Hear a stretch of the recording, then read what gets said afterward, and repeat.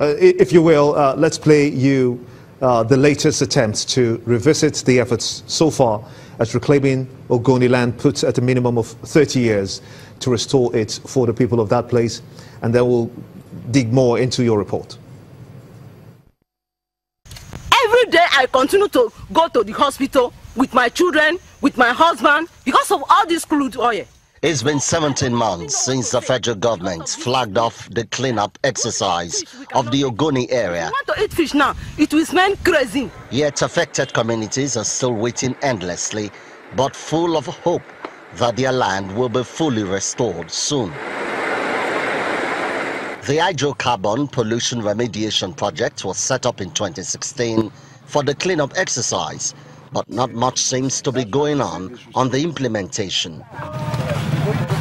That's why the Senate Committee on Environment is visiting Port Harcourt, the River State capital, to begin an investigation into the apparent delays. The national anthem. It's a good initiative, according to the River State Governor, Nyesom Wike, who says all the federal government needs now is the political will to drive the process. We're tired of telling our people next year. How much does it require? At least to kickstart that. Look, these people should know that something has started. I hope you will fly. If I knew, I would give you a helicopter to fly around the Ogoni area.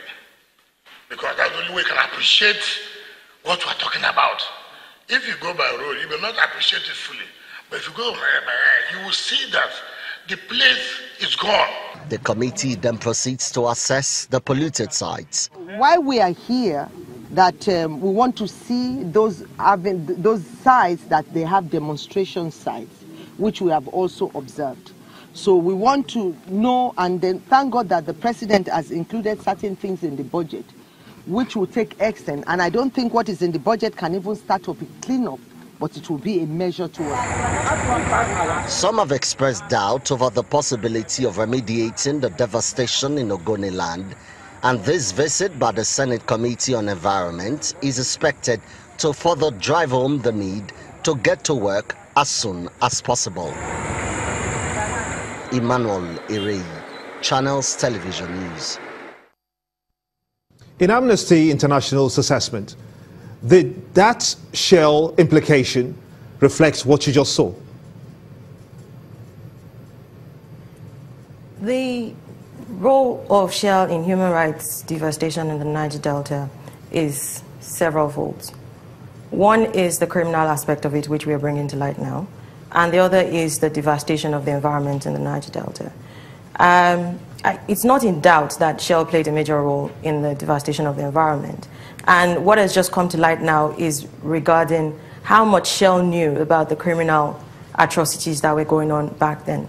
So while both go hand in hand, in as much as the government is making efforts right now to address the environmental degradation, we believe that there must be accountability for the crimes that have been committed, because the people of Niger Delta deserve justice and they deserve closure.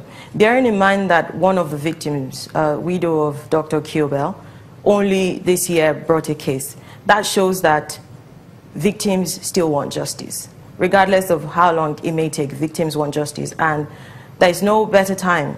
There is no best time. Once information is available, we need to bring everything out to the table. And so this criminal angle of the issue also needs to be investigated, and accountability needs to be ensured. When you talk about investigations and you want that to be done, how do you expect it to work? Shell operates in Nigeria, has its headquarters in London and in the Netherlands. The governments of these three countries have an obligation to ensure that those who commit human rights violations are brought to justice, and those who commit crimes have to answer for it. So it's up to the governments of these countries to decide how best to go about this investigation. Our role as Amnesty International is to make public the information that we have. So the moment we're able to piece together this information and have a clear picture of what role Shell played, our obligation was to put that information in the public domain so that these three governments can begin to take relevant steps towards investigation. And the publication of this report is only the first step in the road to getting justice for the victims of these crimes that we're talking about. And we hope to see, we understand that the documents that we have assessed and reviewed are, there are a lot. And so it would take substantial time for these governments to actually review them and kickstart the process of criminal investigation. But we will be monitoring that process very closely, and we will continue to report on the progress that each of these governments are making. And we hope to see some accountability at the end of the day. Moraya Debayo, a researcher with Amnesty International, Nigeria, of course. I want to thank you so much indeed for your time and your revelations. Hopefully those governments will be able to begin that process of investigation. And thanks to you for watching. I am Gimba Umar, and this is State of the Nation. Bye for now.